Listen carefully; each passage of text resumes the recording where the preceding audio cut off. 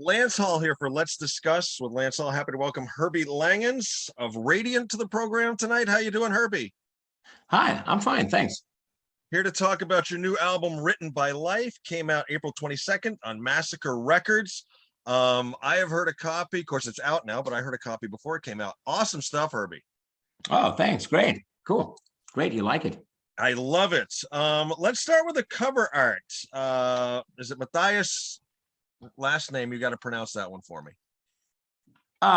Yeah, he's a very good friend. So he did a lot of cover arts, or before he's a friend of our drummer, Matthias Schröder. Yeah. Okay. Did he come up with the concept himself? Did you give him an idea? Was it a group thing? No, and to be honest, it was my idea.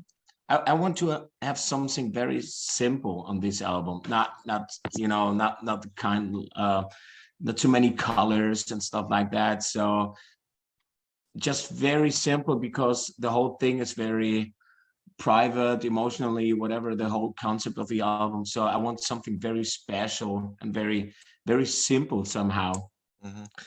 Now, speaking of that, you talk about the concept, of course, Written by Life. You took ideas and suggestions and stories from all your bandmates and crafted this album, correct? Right, yeah. Tell us what inspired you to come up with that idea. I woke up some night, and I went in the middle of the night and was thinking about lyrics and all that stuff. So, and I had the idea not to write this time just about me or my ideas, my dreams, and what happened in my life, or think about political stuff or whatever. So I thought maybe it would be cool, because this is a really old school band. We're good friends for a long time, and I want to have it very personally. I want to bring everybody in the band.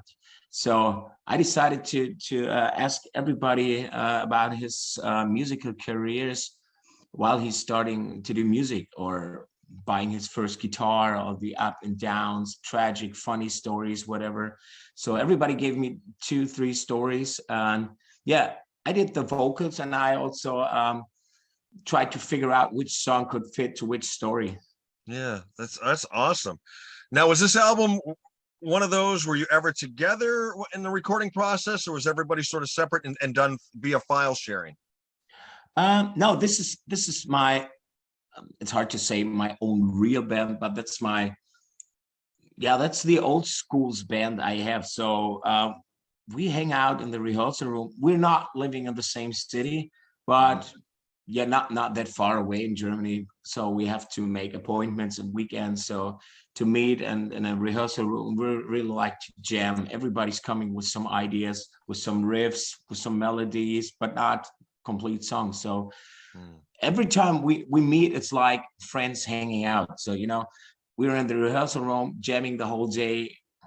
Was a lot of beer, so having fun, making jokes, playing music. In the end, we stay at my apartment or at Flo's house or whatever, having the whole night fun, sitting until the morning at 6 and having laughs and drinking beer and wine. And the next day we're going to rehearsal again and jamming and putting all these rough versions together as a band. Yeah, that's awesome. Now, speaking of old friends, of course, you engineered and produced the album, but mastering was done by a friend of yours, and I don't want to butcher her name again, Sasha. And how was the last? Yeah, Sasha Pate. Yeah. Okay. And you guys go back quite a ways. Yeah. He's a good friend for more than 20 years. So, in the end, I asked him, of course, to do the mastering. I mean, the mastering, a normal mastering is a thing about one day, just to make the final polish and everything.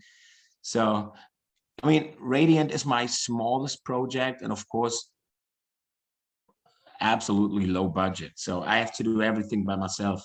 And since I was young, I ever had the dream, because Sasha was in the beginning, when I was a teenager, was his first band, Heaven's Gate. He was one of my idols, and I want to become a producer one day, a musician and producer, and know how to produce and know how to mix. And so that was all the time my dream, to have a studio someday and stuff like that. So since I was young, I tried to record and produce and find out how to engineer and all that stuff. So in the end, it's cool because nowadays you have really small budgets and you have to do a lot by yourself. But it gives you it's much better. You'd have to agree than working with, say, like a producer, an outside person, something like that. You get to try and create the own sound that you're hearing in your head. Yeah. And of course, it would cost way more, so I can spend all my time in between I have. So, and I can bring all my, like you said, all my ideas and how I have the sound in my head. So I can do everything by myself. And if you know how to do it as an engineer, so you can really create your own thing, your own kind of sound. So it's not like one of these albums from one producer in one studio. They all sound somehow the same, sound wise. Yeah. How difficult is it? You spoke about it a little bit there. You have a sound in your head that you want to try and capture.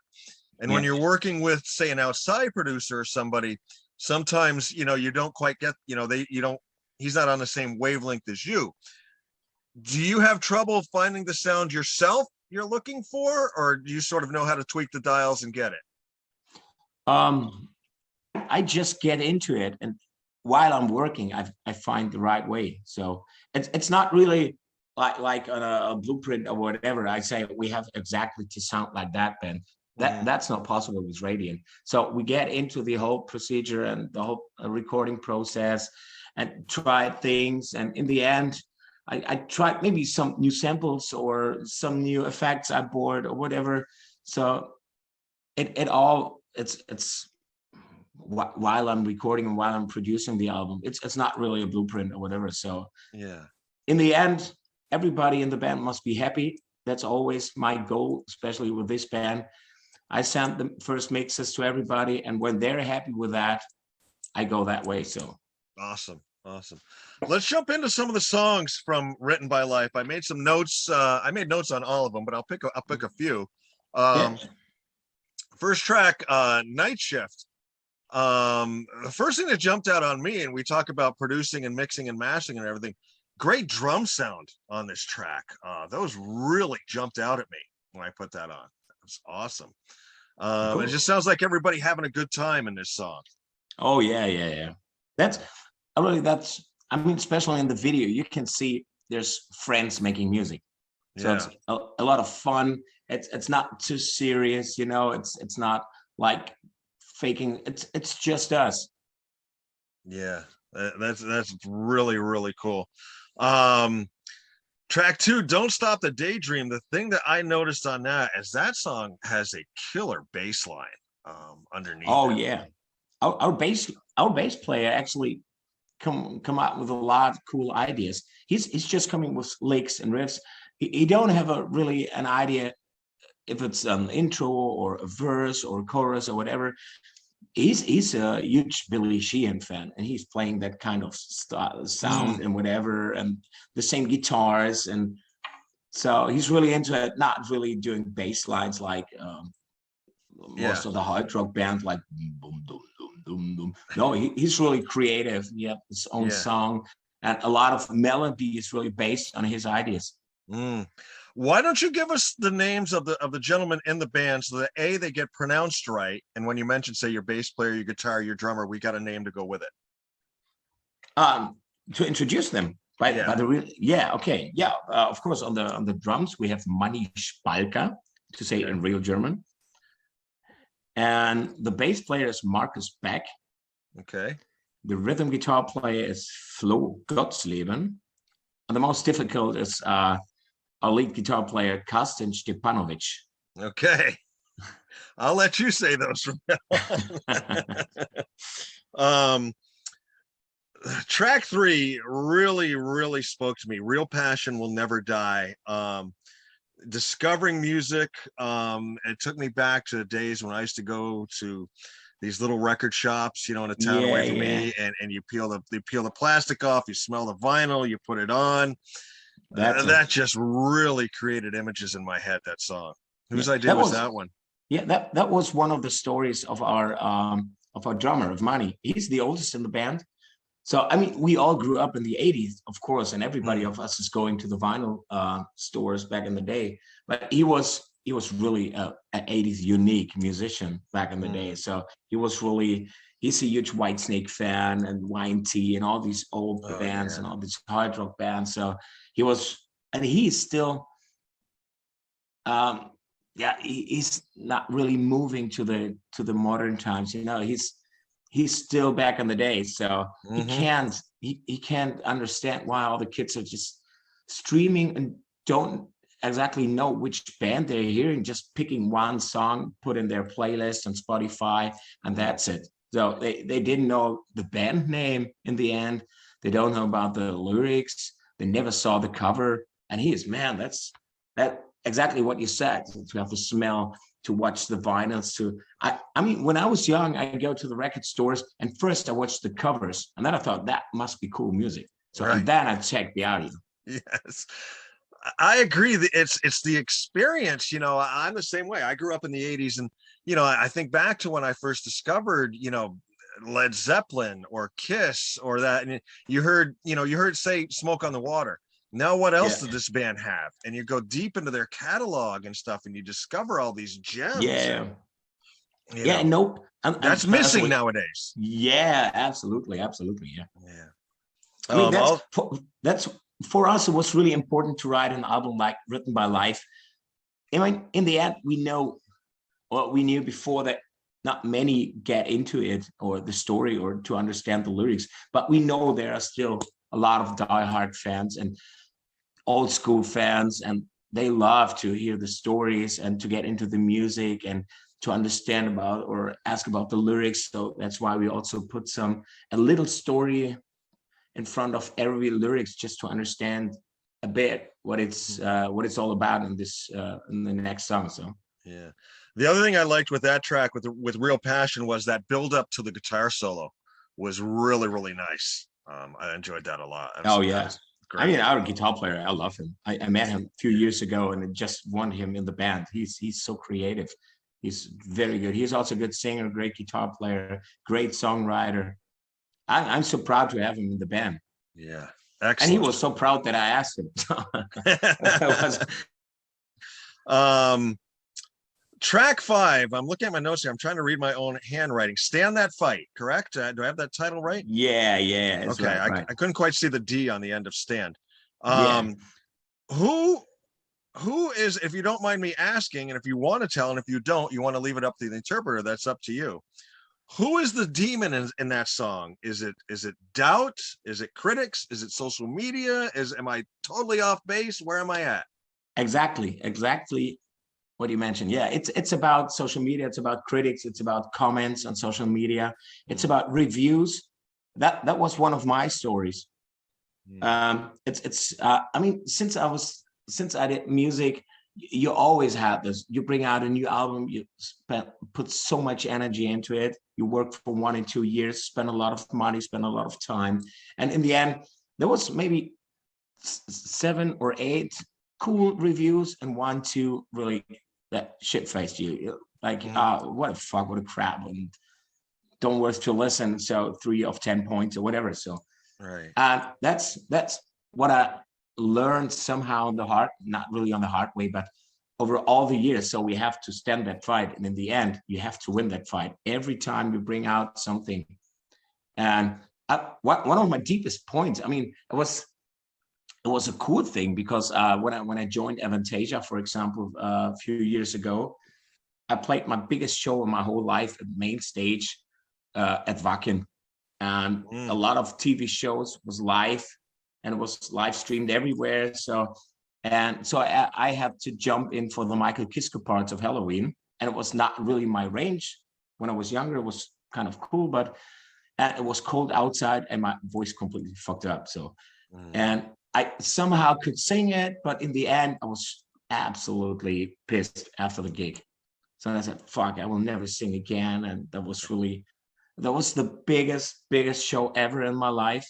And I completely fucked up. Okay, it was not my voice and everything. So in the end, 1-2 days later, I was like, okay, come on, fuck off. And a lot of comments were, forget about it. It's live, and it was cool in the end. So you nailed it, and blah. And there were 1-2 comments, who was the guy? He could not sing Kiska songs. Sounds terrible. And then you have to stand that fight again, Yes. What should I stop with music now because I fucked one night or right? No, and that's what about standing that fight is, yeah.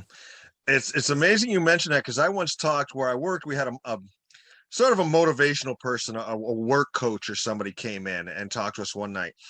And I work in a retail business. And I said, I can have 100 customers come in and 99 of them tell me I'm doing a great job and, they love it there and everything. And I said, one person will come in and say, this sucks, or you don't have this, you didn't have that. And I said, that's the one person I dwell on. Why? Yeah. That's it. And he says, well, we all want to be liked. We all want to be loved. We want everyone to like us. And it's just not going to happen every time. And you gotta roll. And that's it. You have 99% good response. And why are you listening to that one fucking guy? So exactly. That's what we're doing. That's what our brain says all the time. So that's I mean, it has nothing to do with music industry or whatever. I mean, you have to stand that fight everywhere. Exactly. Track 6, Because of You, great message, but that song structurally is a little dark, isn't it?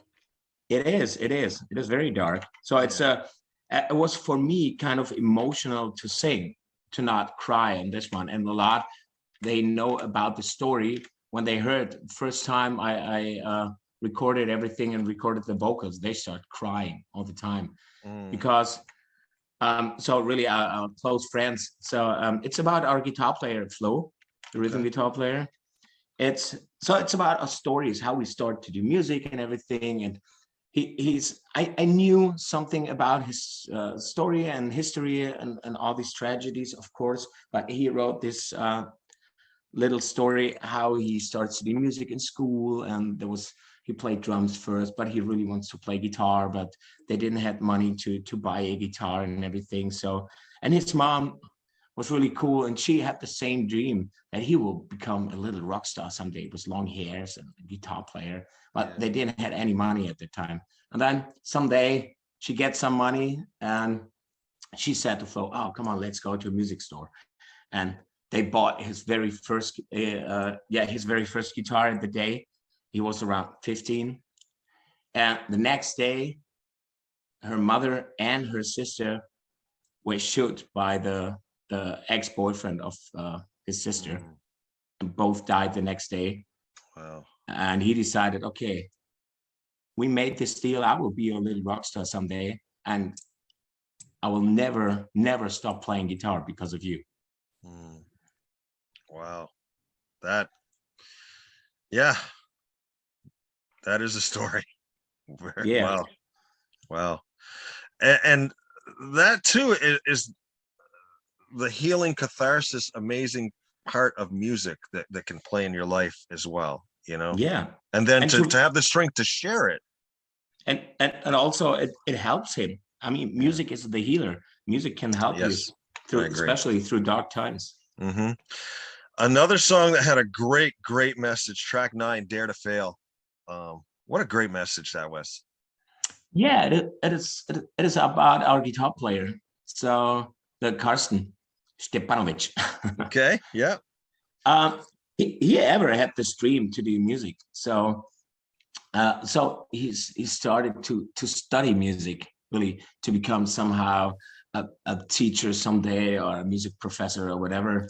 So, but while he studied, he figured out it's not really what I want to do. So I don't want to be a teacher. I want to do music. I want to write songs. I want to be in the band. So, and his parents already spent a lot of money for the study for was around 2 years. So, and he decided, no, I can't do it anymore. So I better look for a shitty job, whatever he's still doing. But in music business, I want to do something different. So I don't want to come up as a teacher someday, because I think that's not what I really want to do. I want to do music, but not that way. So he decided to fail. His parents absolutely understand it and support him since today. So there was, sometimes, I have to dare to fail. So. Yeah, absolutely. Because in the end, I mean, there are so many people doing their study and all that, going the way like the parents want maybe. And after 20, 30 years, it was never my way. So I never wanted to do that. I had dreams, but I never followed them. Right. Yeah. Excellent.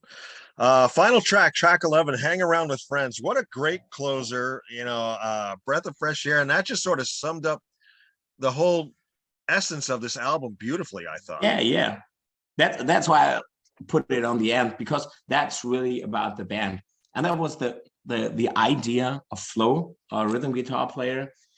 He knows that he's a good guitar player, but he will never be a professional musician. So he's just a good guitar player, but not really good solo player. He's not good into engineering or whatever. He's a musician with his whole body, with his soul, with his heart, everything. So for him, it's not important to do it someday for living or to make money or to become rich or whatever. For him, the most important is to hang around with friends. And when we are together writing songs, it's not only doing music. After rehearsal, like I said before, we hang around for hours till the morning, until the sun comes up, having fun, having funny stories, having tragic stories. We laugh together, we cry together, we having a few beers together, whatever. So it's the whole thing, and the whole album is based on that. So we hang around with friends. So that's awesome. That's awesome. Live shows. You got the first live show coming up in quite a while, the end of this month in Germany, supporting Unity. Yeah, right. It was postponed 3 or 4 times, of course, during the pandemic. So, that's the first live show this year was Radiant. We're really looking forward. The good thing is we still have some other little festivals postponed from 2020 and 21. So, it's not that much that year, but we have around 5, 6, 7 shows this year, maybe some more, we don't know, but it's cool because in the end, it's all postponed and now we have a new album. So it's cool to have finally some shows, because after all these pandemic and postponed shows for this year would be hard to get any new live shows because there's so many postponed stuff, especially here in Germany. Yeah. Is there a track on Written by Life that the band is looking most forward to playing, or you're looking really forward to singing a track or two on here? Sorry, again? Is there a track on Written by Life that you're looking most forward to singing live, or the band is looking forward to playing? Oh man, it's really hard because that's why we recorded or we wrote all the songs together in the rehearsal room, because that's what we missed a bit on the first album. That when we recorded the whole album, and in the end, like most of the bands is doing that, after the album's coming out, then they rehearse the song and they feel sometimes, no, this one is not that cool live, and this one, I don't like it to play. So, and on this album, Written by Life, we have a lot of songs we would like to play live. I mean, it depends on how long we play, but of course I'm looking forward to play Night Shift, because that's really the ear catcher, what we would like to spread. We call it feel good hard rock, so to have a good feeling when you listen to it. Very and cool. Of course this kind of heavy or stoner rock song like Contagion, and also it's very cool because we rehearse it a lot, and to play something like Because of You Like Life is also very cool, because you have these different moments, and there are a lot of cool live songs. So that's why we decided to write it together as a band and jamming first and feel, is it a good vibe? Is it fun to play it, to sing it? So there's, most of them are really cool for live. Yeah. So it's hard to decide. So the next days I have to do the set list for the next shows, to put maybe a few of the old records, and now most of the new albums. So would be hard because most of the sets are around 45 minutes. Sure. But the good thing is we have a lot of cool live songs on the new album. So. Right. Yeah, absolutely. Absolutely. I want to take you back in time just for a little bit. You started singing at age 14 with a group called the Preachers? When I was 14, I joined them just as a rhythm guitar player. When I was 17, I became the singer and also the rhythm and lead guitar player. And then we changed the name into Seventh Avenue. Yeah, very cool. Had you done any singing before that? How did you inherit the singing job? Uh, I sang my whole life. When I was a kid, when 4 or 5 years old, I already sang, and my mom still had some old cassettes when I was singing just some songs. So I never learned it. I also didn't learn to play guitar. When I was a bit younger, I took some lessons for guitar, and also some years later, just to learn how some techniques about singing, not to destroy my voice.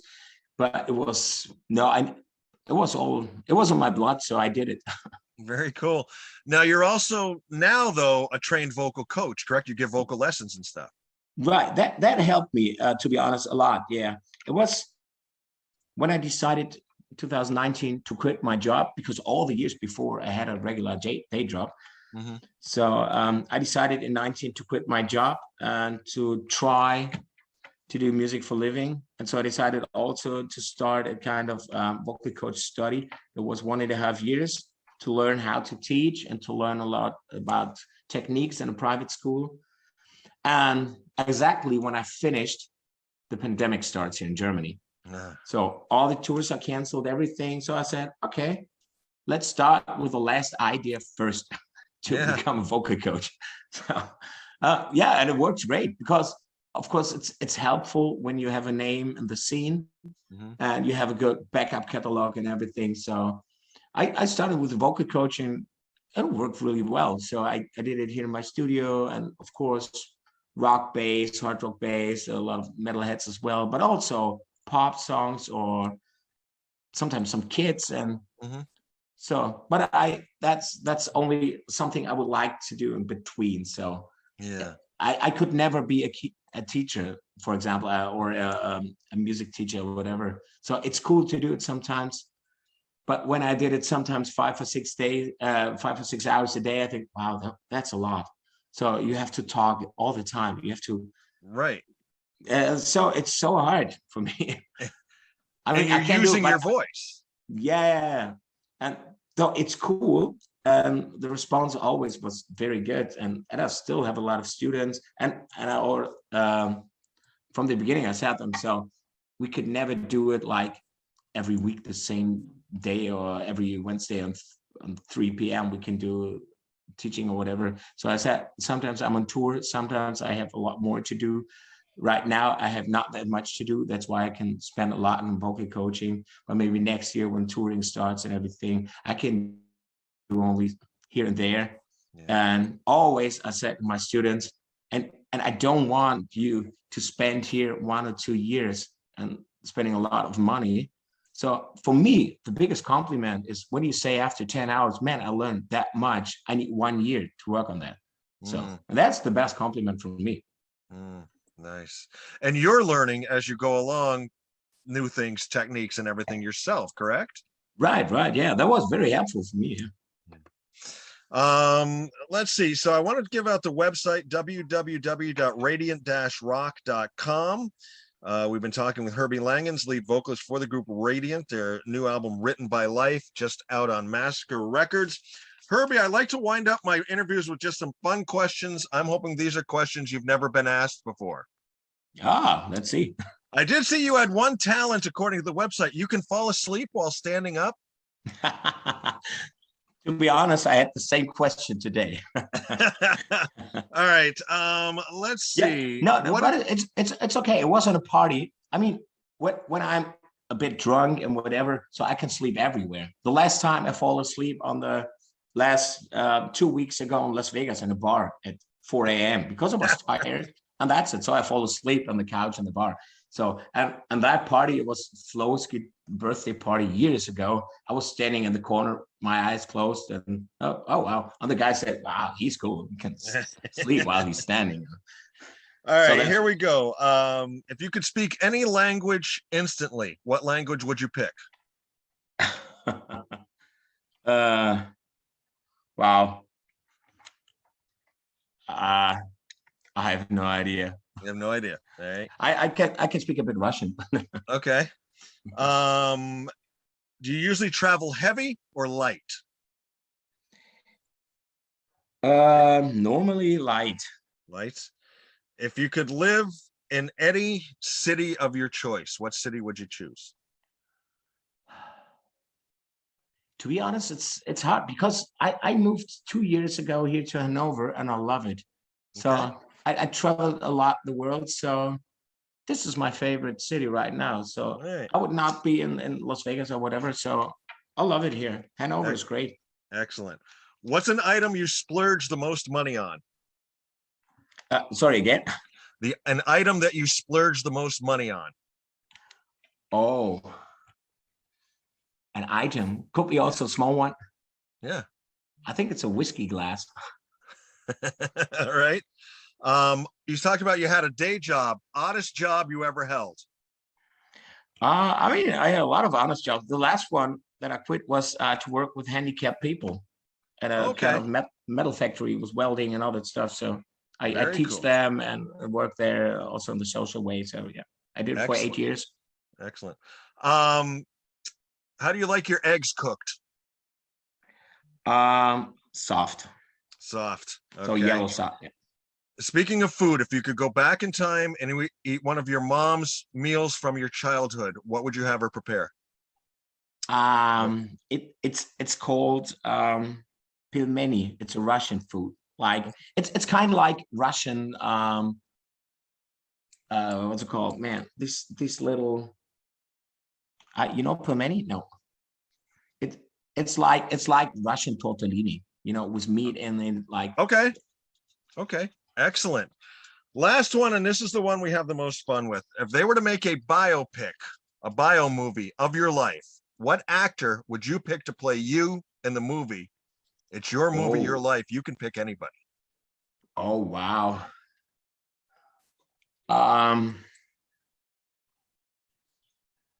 Man, that's a cool question. I mean, I love Sylvester Stallone, but he would definitely not fit. You could go with him. It's your movie, Yeah, maybe when I was a teenager, it could fit because I was a huge Stallone fan with Rocky posters in my room and everything. And Rambo. Absolutely. But to be honest, man, it's I have no idea. Okay, we'll go with Sly. He sounds good, Yeah, let's go with Sly. All right. Herbie, thank you very, very much for the conversation today. Once again, we've been chatting with Herbie Langhans, lead vocalist of the group Radiance, the album Written by Life, out now everywhere on Masker Records. Excellent, excellent album, Herbie. Great stuff. Thank you. Thank you so much. Safe travels to everywhere on your tours. May all your shows be sold out. Oh, yeah. Thank you. Hopefully. Right. Have a good rest of your evening, Herbie, and thank you once again. All right. Thank you. So, bye-bye. Bye.